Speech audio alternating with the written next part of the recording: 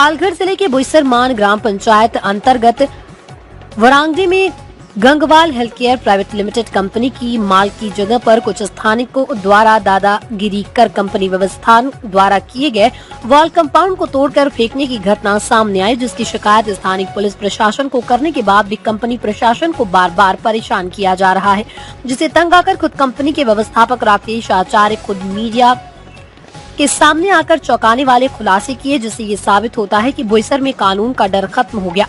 आपको बता दें कि बीते दिन बोईसर में एक सार्वजनिक कार्यक्रम शादी समारोह में राज्य के मुख्यमंत्री एकनाथ शिंदे पधारने के बाद बोईसर तारापुर MIC के कुछ उद्योजकों ने मुलाकात कर हाल जाना था। तभी कंपनी मालिकों ने उनके ऊपर कुछ असामाजिक तत्वों द्वारा हो रही परेशानी के खिलाफ शिकायतें दर्ज कराई, जिनकी शिकायत पर तुरंत मुख्यमंत्री एकनाथ शिंदे मामले को गंभीरता से लेते हुए जिले के पुलिस अधीक्षक बाला साहब पाटिल व जिलाधिकारी गोविंद बोर्ड के स्थानिक पुलिस प्रशासन को दोषियों पर कड़ी कार्रवाई का निर्देश दिया। उसके बाद मीडिया से मुखातिब होते हुए उद्योजकों पर हो रहे अत्याचार का मुद्दा गरमाने पर दोषियों पर तुरंत कार्रवाई करने का आदेश पारित किया था। अब देखना है कि स्थानिक प्रशासन गंगवाल हेल्थ केयर कंपनी व्यवस्थापक राकेश आचार्य को न्याय दिला पाएगी, जिस पर लोगों की निगाहें टिकी हुई है। बोईसर से नवयुग शक्ति न्यूज की रिपोर्ट।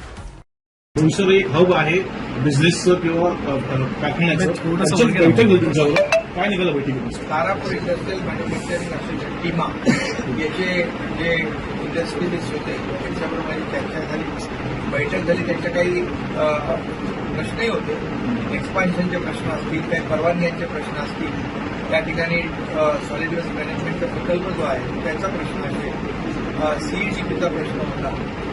अशा प्रकारच्या अनेक प्रश्नांवर चर्चा झालेली आहे. शेवटी सरकारचं आपलं धोरण अतिशय प्रो इंडस्ट्री आहे आणि त्यामुळे मी स्वतः संबंधित विभागाच्या अधिकाऱ्यांना सूचना दिलेल्या आहेत की यांची एक तातडीने बैठक घेऊन त्यांचे जे स्मॉल स्केल इंडस्ट्री असेल, इतर ज्या काही इंडस्ट्री आहेत त्यांचे प्रश्न लक्षात घेऊन फार्मा इंडस्ट्री आहे हे तात्काळ युद्ध पातळीवर सोडवले गेले पाहिजेत, अशा प्रकारचे निर्देश मी त्यांना दिलेले आहेत.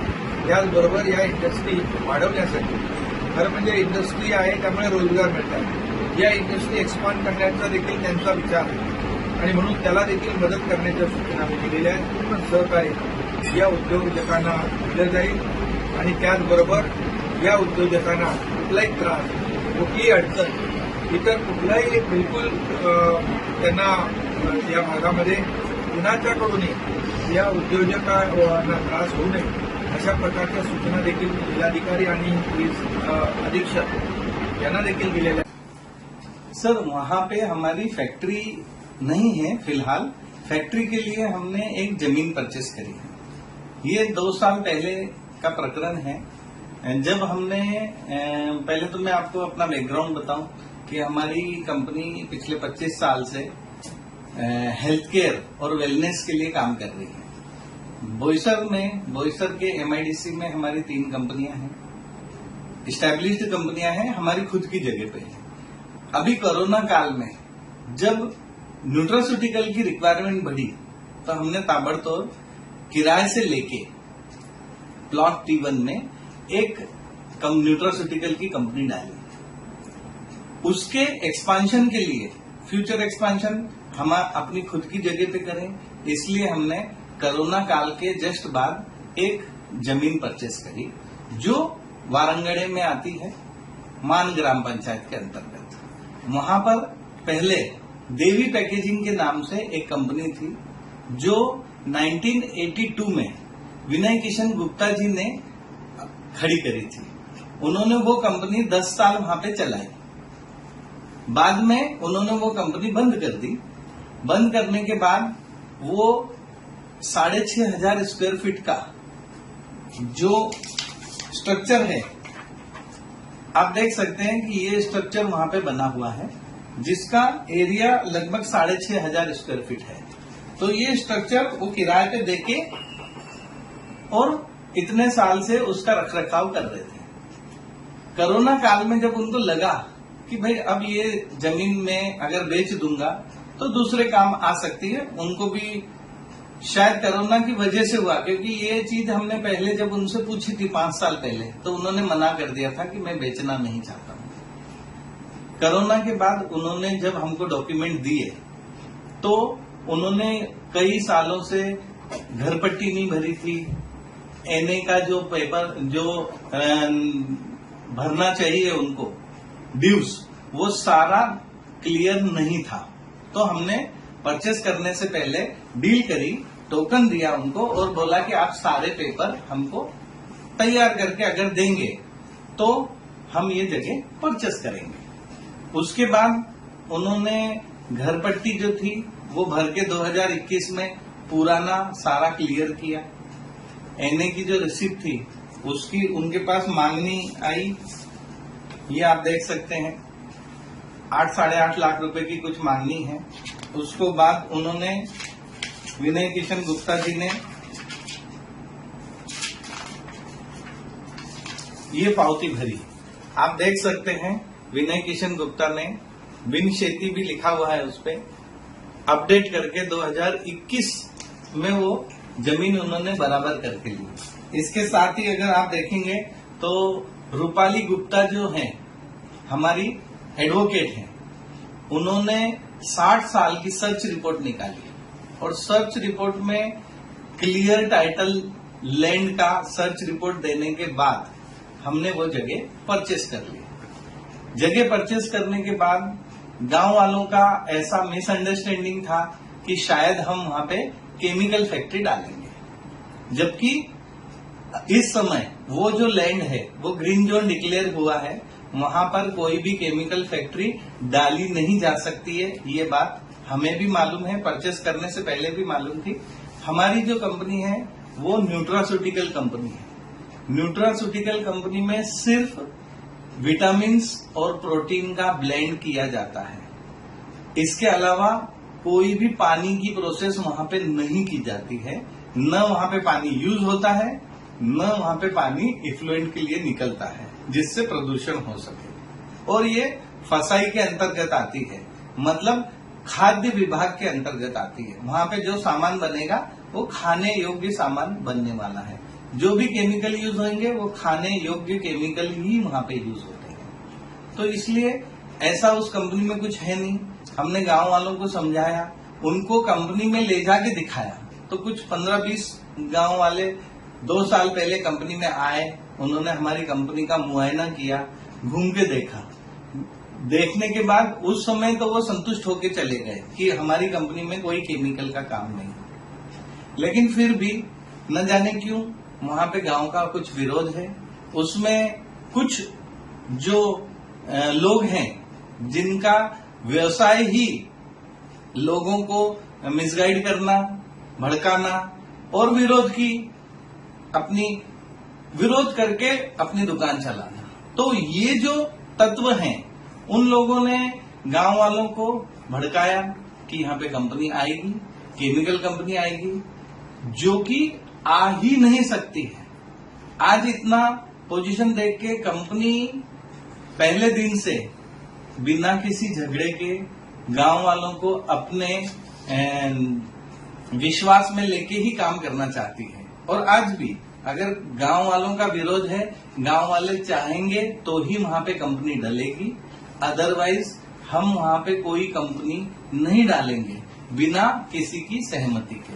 क्योंकि काम है तो एरिया का विकास प्रेम पूर्वक ही होना चाहिए। झगड़ा करके हरदम स्ट्रेस में रह के काम करने से इंडस्ट्री फल फूल नहीं सकती है। ये हमारा मोटिव है। इंडस्ट्री के लिए, डेवलपमेंट के लिए पिछले 25 साल से कंपनी ने देश की इकोनॉमिक्स को बेटर बनाने के लिए हमने अलग अलग प्रोजेक्ट्स किए हैं।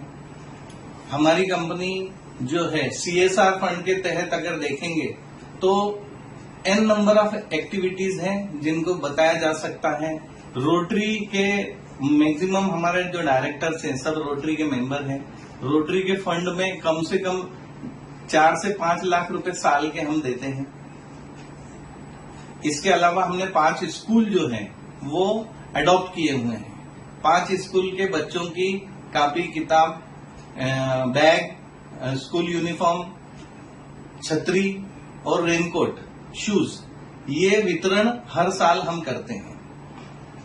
इसके अलावा भी कंपनी किसी भी प्रकार के इलीगल काम में इन्वॉल्व होने के लिए न तो खुद किसी ऐसी एक्टिविटी को प्रोत्साहित करती है जिससे लोगों के बीच में रोष आए, झगड़ा हो, दंगा फसाद हो।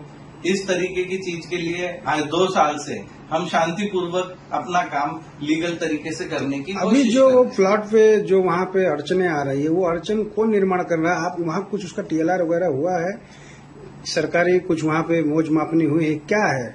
हाँ, वहाँ पे अगर आप देखेंगे तो TLR, सरकारी TLR किया हुआ है, आप इसको देख सकते हैं।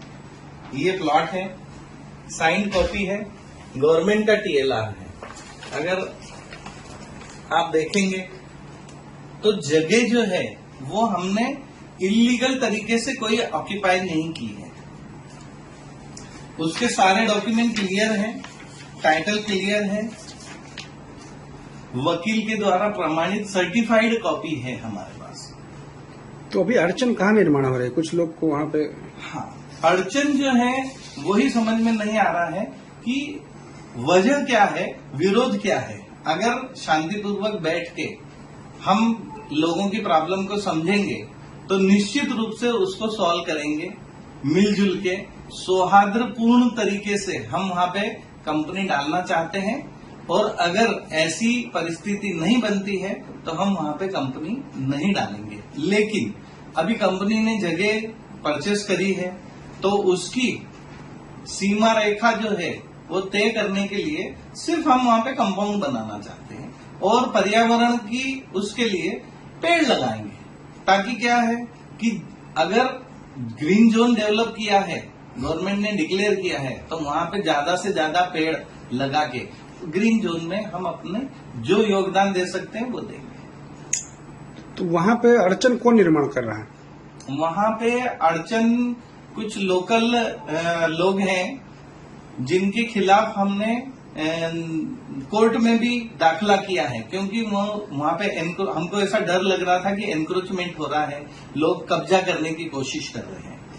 वहां पे झोंपड़ी भी बनाने की कोशिश की गई थी, जो कि बाद में निकाल दी गई है। कि अभी वहाँ पे कोई किसका विरोध है, चल रहा है कि नहीं चल रहा है? हाँ, विरोध है कुछ किरण गणपत राउत और अपने भावेश चूरी, चेतन चूरी, उनके अलावा भी गांव के कुछ लोग हैं जिनके नाम मुझे नहीं मालूम है, लेकिन मुख्य रूप से सामने ये ही आते हैं। तो अभी आप इनके ऊपर क्या कदम उठाए? मुख्यमंत्री जी यहाँ पे आए थे, बोले थे इंडस्ट्री लोग कोई तकलीफ देता है तो उनके ऊपर शिकायत दर्ज की जाए, उनको न्याय दिलाया जाए। आगे क्या कदम उठाएंगे?